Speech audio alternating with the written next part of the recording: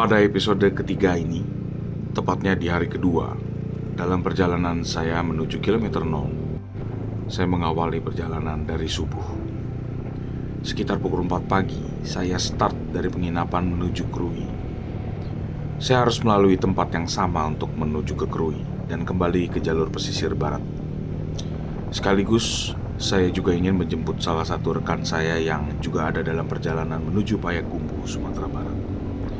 Sebetulnya, dalam perjalanan ini saya dan beliau tidak ada janjian untuk jalan bersama. Tetapi karena tujuannya searah dengan saya, maka saya putuskan untuk bisa bersama dengan kawan saya sampai ke Payakumbuh, Sumatera Barat. Suasana perjalanan pagi ini akan didominasi oleh banyaknya hutan yang akan saya lewati. Melewatinya seorang diri dan hanya sesekali ada motor atau mobil yang berpapasan, tidak menyurutkan niat sama sekali untuk melanjutkan perjalanan. Bahkan ini menambah suasana syahdu dan suasana hikmat dalam perjalanan saya. Saya teringat dengan sebuah kalimat, hasil yang diraih karena berproses akan lebih nikmat ketimbang hasil yang kita raih secara instan. Pagi ini, kata-kata tersebut sangat saya buktikan dalam perjalanan. Menembus gelapnya hutan di Sumatera membuat saya belajar hal lain, bahwa kita tidak ada apa-apanya dibanding alam yang megah ini.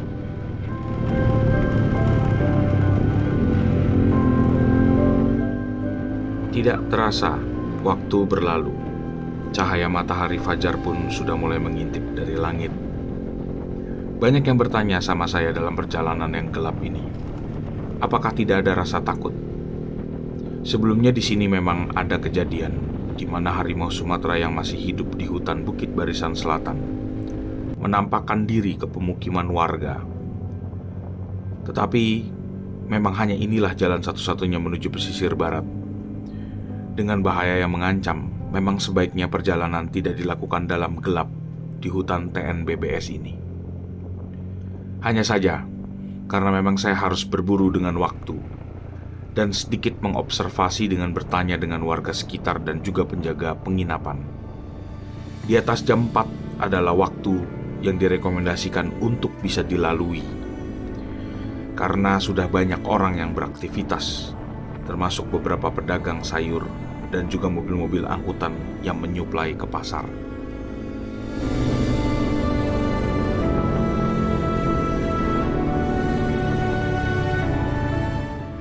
Tidak berselang lama, saya pun akhirnya sampai ke kota Liwa.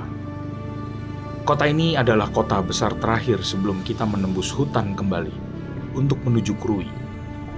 Dan kota ini juga menandakan kita sudah berada di Provinsi Lampung lagi. Kita pun di depan nanti akan bertemu lagi dengan monumen Paksipak Sekalabekak. Sekalabekak sendiri artinya tetesan yang mulia. Boleh jadi, kawasan ini dulu dianggap sebagai kawasan tempat lahir dan hidup orang-orang mulia dari keturunan orang mulia pula. Dalam bahasa China atau Chinese Hokkien, daerah ini juga dikenal sebagai sebutan Tolang Pohwang. Mungkin diserap menjadi tulang bawang, yang artinya orang atas.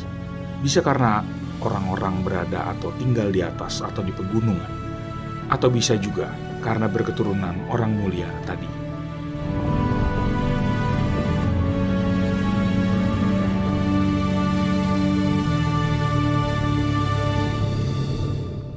Setelah beberapa waktu, setelah kota Liwa, kita akan kembali melalui jalan di hutan-hutan Bukit Barisan Selatan registrasi 48. Atau juga yang dikenal dengan Kubu Perahu. Bukit Barisan Selatan memang membentang dari Lampung hingga hampir Bengkulu. Taman Nasional Bukit Barisan Selatan atau yang disingkat dengan TNBBS adalah sebuah taman nasional yang ditujukan untuk melindungi hutan hujan tropis Pulau Sumatera beserta kekayaan alam hayati yang dimilikinya. UNESCO sebagai badan dunia menjadikan Taman Nasional Bukit Barisan Selatan bersama Taman Nasional Gunung Leuser dan juga Taman Nasional Kerinci Seblat sebagai warisan dunia dalam warisan hutan hujan tropis Sumatera. memiliki luas wilayah sekitar 355.000 hektar. Taman Nasional Bukit Barisan Selatan merupakan bagian pegunungan Bukit Barisan. Wilayah pegunungan Bukit Barisan memiliki beragam vegetasi alam, seperti vegetasi hutan mangrove, hutan pantai, dan juga hutan pamah tropika.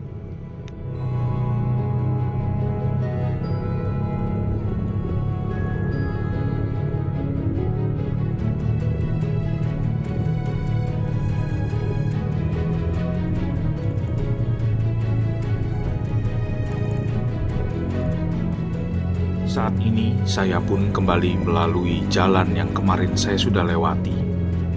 Teman-teman yang sudah menyimak di episode 2 sebelumnya melihat bahwa ada longsoran di dalam jalur Liwa dan Kota Krui ini.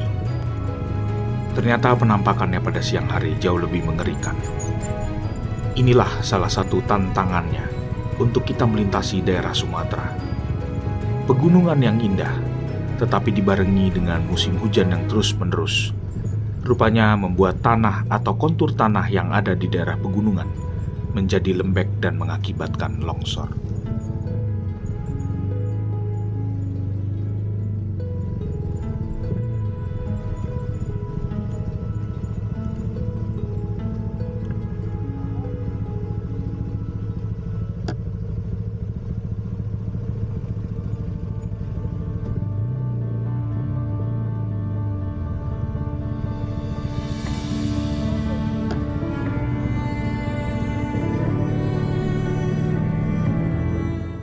Hujan pun kembali menyambut perjalanan saya kali ini. Suara gemericik air dan juga gemuruh petir seakan melengkapi syahdunya perjalanan. Beberapa pemandangan disuguhkan pada perjalanan saya hari ini. Suara hujan tropis yang khas, segarnya udara membuat perjalanan semakin lengkap. Setelah saya melewati longsor tadi, sudah tidak ada lagi hambatan yang berarti di depan. Saya sungguh menikmati perjalanan. Aspal yang mulus dan juga petunjuk jalan yang sangat jelas mempermudah perjalanan saya dan kawan-kawan jika melintasi daerah ini. Garis kuning seakan memandu kita bahwa inilah jalan utama provinsi menuju antar kota. Saya rasa, bagi semua orang yang melintasi daerah ini, tidak akan merasa kebingungan karena sudah semakin baiknya infrastruktur yang terbangun.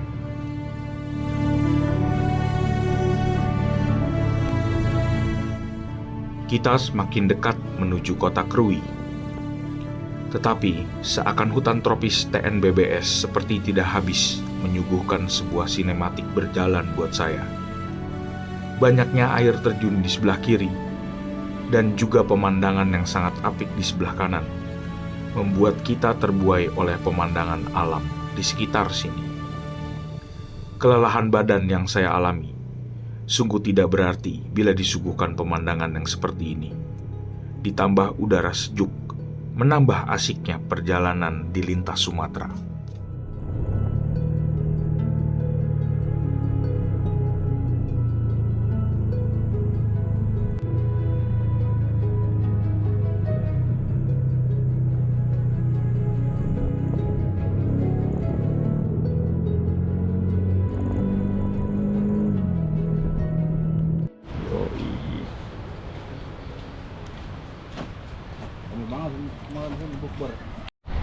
Oke, assalamualaikum. Udah hari kedua.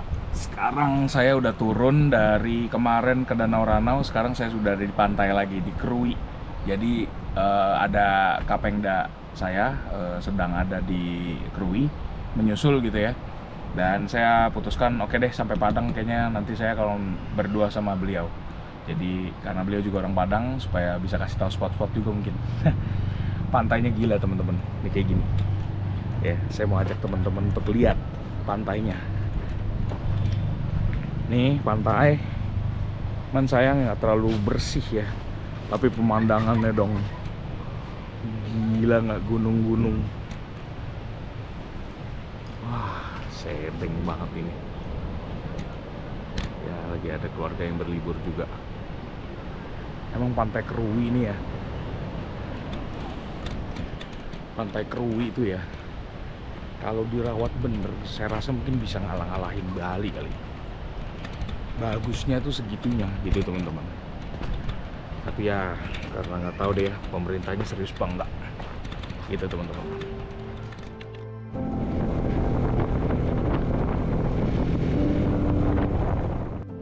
Setelah bertemu dengan kawan saya, kami pun langsung bergegas menuju ke Bengkulu.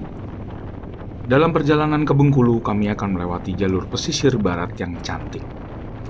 Sampai di titik ini, kami semua masih berada dalam kondisi yang sangat baik. Kami start dari Krui Ocean pukul 9 pagi tadi. Kami pun menggunakan jalur ini karena memang searah dan juga sesuai dengan rute yang sudah saya rancang, yaitu adalah pesisir barat. Banyak yang bilang sama saya, jalur pesisir barat memang sedikit lebih jauh ketimbang jalur timur atau tengah. Keamanannya pun juga cukup rawan. Banyak sekali masuk dan keluar hutan. Juga masih sangat jarang saya lihat SPBU. Tetapi pemandangan yang disuguhkan sungguh tidak main-main. Dan juga jalanan yang sangat mulus, membuat kami tertarik dan kukuh untuk akhirnya melewati lintas Sumatera melalui pesisir barat. Melintas bersama kawan saya ini sangat meringankan beban. Selain kita tidak sendiri, kita pun bisa saling berbicara untuk sekedar melepaskan rasa kantuk. Seperti kawan-kawan ketahui, memang jalur antara Lampung hingga Bengkulu ini sangat menantang. Selain memang harus keluar masuk hutan dan berjalan di pesisir pantai yang cukup panas di kala cerah, kita pun sangat jarang melihat adanya SPBU Pertamina resmi. Kami hanya menemukan beberapa Pertamini. Di samping itu, legenda mengenai adanya begal dan juga tindak kriminal sadis di masa lalu menghiasi cerita jalur Lampung Bengkulu ini.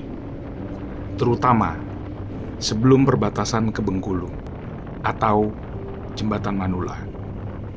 Tetapi itu semua terasa seperti layak untuk diperjuangkan karena pemandangan pantainya yang cantik. Kalau sebelumnya di Danau Ranau disuguhi oleh pegunungan yang sangat syahdu, Jalan Lampung Utara ini sangat didominasi oleh visual pantai-pantainya yang luar biasa.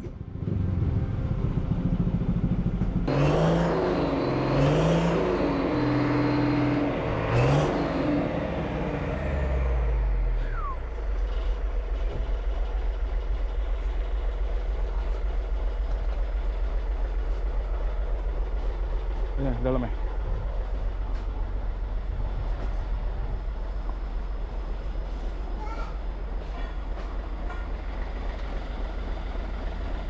Sini aja, Pak. Sini.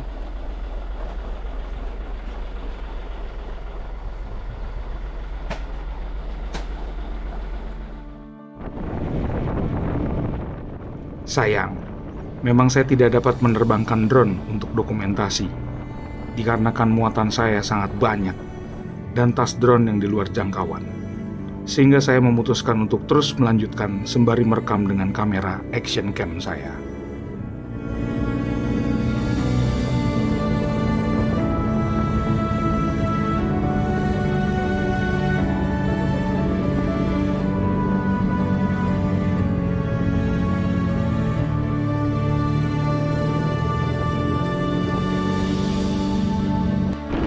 Pemandangan pantai di pesisir barat Lampung ini mengingatkan saya bahwa Pulau Sumatera merupakan pulau yang paling barat di Indonesia.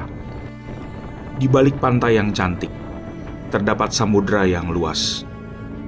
Pulau Sumatera memiliki luas 473 ribuan kilometer persegi dan merupakan pulau terbesar ke-6 di dunia. Tak heran, Pulau Sumatera sejak dulu menjadi perhatian bangsa barat.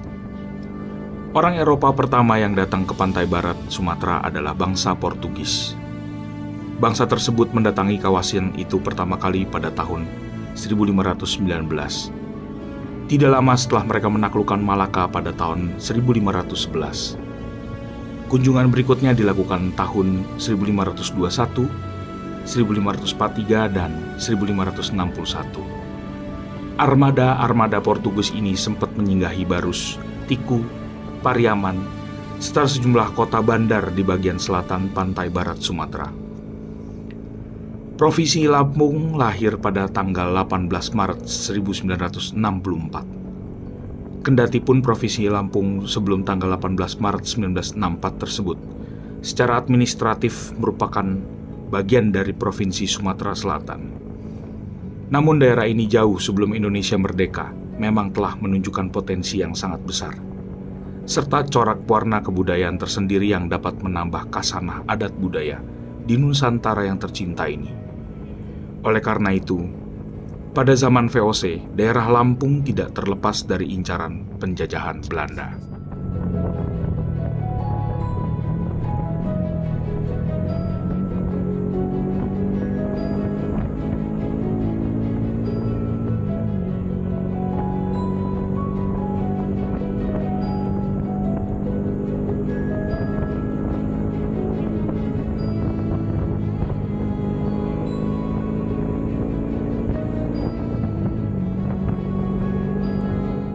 Saat ini, titik yang kami tuju adalah Jembatan Manula. Asal muasal dinamakan Jembatan Manula adalah sebagai bentuk penghargaan dan penghormatan kepada salah seorang tokoh yang dimakamkan di sekitar jembatan tersebut, yang bernama Syekh Aminullah, sehingga didialekkan oleh warga setempat dengan menyebut Aminullah dengan sebutan Jembatan Manula. Diketahui, jembatan lama yang posisinya berada di hilir, kondisi jalannya menanjak menikung tajam, sehingga banyak terjadi kecelakaan terutama kendaraan besar dan bermuatan berat yang tidak sanggup menanjak. Selesai dibangun pada 2019 dan diresmikan oleh Presiden RI, memiliki panjang 215 meter dan lebar 10,5 meter, merupakan ruas jalan nasional yang diharapkan sangat mempermudah dan memberikan rasa aman terhadap para pengendara, dan juga menjadi poros urat nadi Provinsi Bengkulu yang menghubungkan antara Sumatera Barat, Bengkulu, dan Lampung.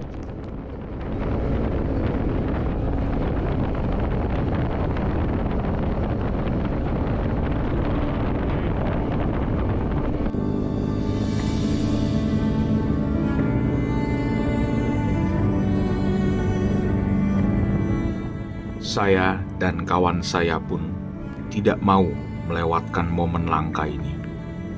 Kami sangat menikmati perjalanan menuju ke Jembatan Manula. Tetapi sebelum kami mencapai jembatan tersebut, kami kembali masuk ke dalam hutan Bukit Barisan Selatan yang syahdu.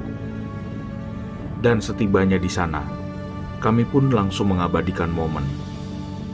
Bagi kawan-kawan yang berkunjung ke daerah Sumatera, saya berharap tidak melewatkan momen melewati Jembatan Manula yang ikonik ini. Sungguh sebuah pengalaman yang sangat baru buat saya. Beberapa tahun yang lalu, saat saya melintasi area ini, jembatan ini belum selesai dibangun. Dan ini adalah kali pertama saya melewati jembatan ini.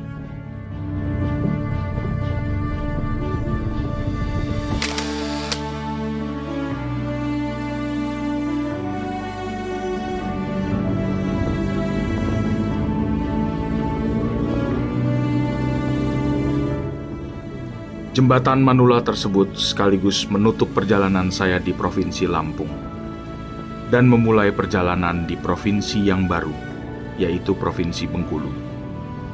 Jarak dari Jembatan Manula ke Gapura Selamat Datang Provinsi Bengkulu hanya berjarak sekitar 1 kilometeran saja. Dan kita sudah langsung disuguhi oleh banyaknya perkebunan sawit di sebelah kanan dan kiri. Bengkulu dalam bahasa Belanda disebut Benkulen atau Bengkulen. Dalam bahasa Inggris disebut sebagai Benkulen. Sementara dalam bahasa Melayu disebut Bangkahulu. Ada banyak cerita tentang asal-usul dan nama Bengkulu. Ada yang menyebutkan bahwa nama Bengkulu berasal dari bahasa Melayu dan kata bang yang berarti pesisir dan kulon yang berarti barat. Kemudian terjadi pergeseran pengucapan. Bang berubah menjadi beng, dan kulon menjadi kulu, sehingga jadi Bengkulu. Pada pertengahan abad ke-13 sampai dengan abad ke-16, di daerah Bengkulu terdapat 2 kerajaan, yaitu Kerajaan Sungai Serut dan Kerajaan Selebar. Pada tahun 1685, Inggris masuk ke Bengkulu yang dipimpin oleh Kapten J.N. Dew dengan menggunakan 3 kapal yang bernama The Caesar, The Resolution, dan The Defense, dan menjajah Bengkulu selama kurang lebih 139 tahun dari tahun 1685 hingga 1824. Provinsi Bengkulu secara administratif disahkan oleh pemerintah Indonesia menjadi provinsi pada tahun 1967. Saat ini, Bengkulu mengandalkan hasil bumi dan agrikultural sebagai roda pencaharian masyarakatnya.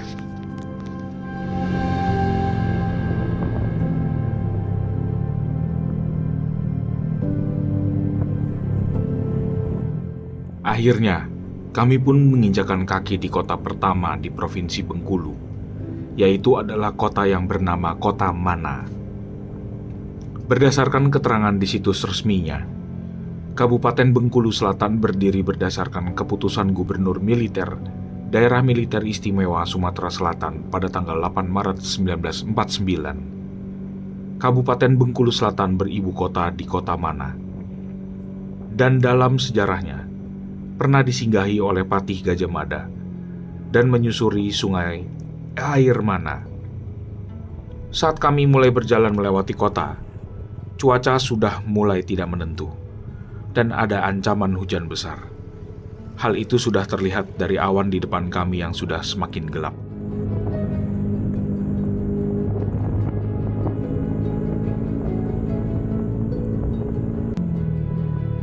Sepertinya hujan yang besar ini tidak akan habis sampai malam. Kami pun berunding setelah kami beristirahat dan memutuskan untuk terus berjalan dalam keadaan hujan. Tidak mengapa, perjalanan ini akan semakin syahdu dengan adanya turun hujan.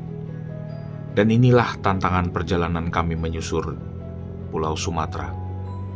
Jarak dari provinsi ke provinsi sangatlah jauh, dan dibutuhkan mental hingga tekad yang kuat untuk terus melanjutkan perjalanan. Kami pun cukup bergegas untuk mengejar, supaya jangan sampai kami terkena perjalanan di malam hari, karena resiko dan bahaya yang besar. Meski begitu, kami tetap berpegang kepada asas kehati-hatian, dan tidak menggeber motor kami secara maksimal.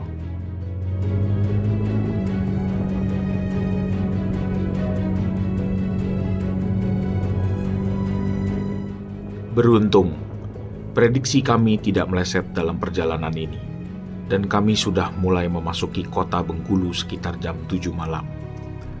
Terus terang, perjalanan di rute ini cukup melelahkan, dan kami segera untuk mencari penginapan di sekitar Bengkulu. Tetapi, ada satu kendala yang cukup signifikan, yaitu adalah sulitnya mencari pom bensin di kota ini. Informasi yang saya peroleh dari petugas SPBU di tempat saya mengisi, satu kota ini hanya ada 2 SPBU resmi dari Pertamina. Oke, ini di Bengkulu udah hujan gede. Ini satu kota, nggak tahu di SPBU-nya ada berapa, tapi ini sih harus ditambah banget, kasihan. Udah mana orangnya banyak banget yang mau ngisi, terus dia ngasih sifat pas buka puasa. Ya ini deh, itu penting banget ya sebenarnya. Kalau Fasum sih harusnya jangan sampai tutup, kasihan.